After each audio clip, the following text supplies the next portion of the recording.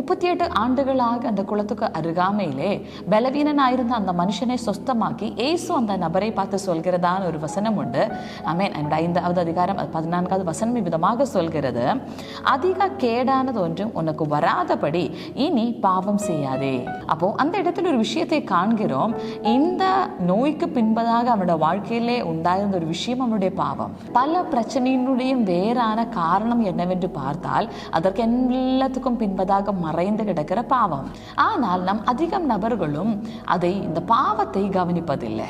நாம் பாவி என்று யாராவது நம்மை பார்த்து சொன்னால் ஒருபோதும் நம்மளால் அது அங்கீகரிக்க முடிவதில்லை. பாவத்தில் நின்று நாம் மீட்கப்பட வேண்டும் என்றதான ஒரு ஆசை நமக்கு வருவதும் இல்லை. ஆனால் கடன் பிரச்சனை மாறும்படியாக, தரித்திரங்கள் விலக, நோயில் இருந்த பலவீனங்களில் இருந்த எல்லாம் விடுதலையாக நாம் நிச்சயமாகவே ஜெபிக்கிறோம். ஆனால் ஜெபத்துக்கு தற்காலிகமான விடுதலைகளையே நாம் காண்கிறோம்.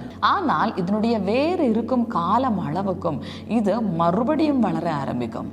அன்பானவர்களே, பாவம் என்றதான வேறு ஒருபோதும் விலகாமல் பரிபூர்ணமான விடுதலை இந்த விஷயங்களிலே நம்மளால அனுபவிக்க முடிவதில்லை. அப்போ நம்முடைய கடன் பிரச்சனை, தரித்திரம், பலவீனங்களில் நின்று நாம் விடுவிக்கப்பட வேண்டுமானால் காரணமான பாவத்தில் நின்று நமக்கு ஒரு விடுதலை வேண்டும். நம்முடைய நோயில் நின்று நமக்கு பரிபூர்ணமான சுகம் வேண்டும் என்றால் முதலாவதாக பாவத்தில் நின்று பரிபூர்ணமான விடுதலை நமக்கு தேவை.